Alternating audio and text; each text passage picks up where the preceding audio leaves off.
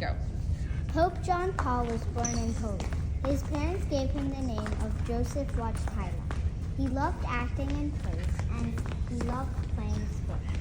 His father taught him to live a good life and go to Mass every Sunday. Foul! It's important to play fair.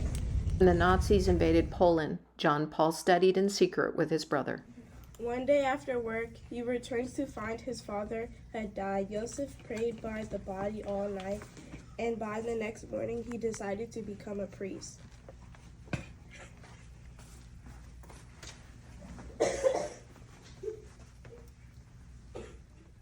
As a young priest, he writes poetry and is involved with many young people. He traveled a lot and preached about how Jesus wanted us to act. Human rights are important and everyone should be involved. Religious freedoms are important. Let us keep building up our Catholic Church. Marriage and families are so important to our society. Action. Joseph becomes the Pope in the fall of 1978 and takes the name John Paul II. He makes history in that he was the first Pope that was not Italian. He continued to travel all over Europe and the Americas. He was an excellent writer and shared many of his inspired thoughts about Bible teachings with the world. Don't be afraid. I feel so much better. Thank God you're okay. In May of 1981, John Paul was shot in the stomach and nearly killed by a young Turkish man. After he got better, he publicly forgave the man who tried to kill him.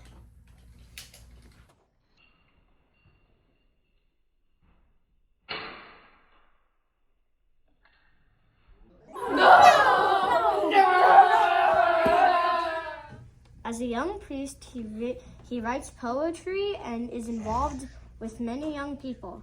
He traveled a lot and preached about how Jesus wanted us to act. Virgin Mary saved my life by guiding the bullet away from my vital organs. I will be okay. John Paul II died in 25, and after a long and successful time of being a pope, he had Parkinson's disease, which made it very difficult towards the end walking, driving, or even taking care of himself. Soon after his death, Sister Mary Perry, a French nun, prayed to him and Jesus because she also had Parkinson's. One morning, 2 months after John Paul's death, she woke up and found she was healed.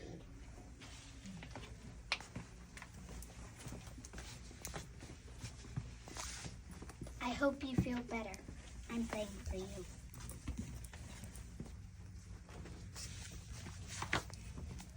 Last night I felt horrible. I didn't know how much I could go on without living. This morning I feel much better. And so she was healed. It takes 2 miracles to attribute to a dead person to become a saint.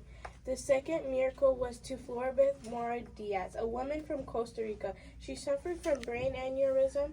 Doctors said they could not operate, so she should just stay in bed. But she had 4 children and really wanted to live. She prayed and prayed. She goes to bed with a terrible headache, surrounded by her 4 children and husband. Get up. Don't be afraid. I feel so much better. Thank God you're okay. And thus, with 2 miracles, John Paul II becomes a saint.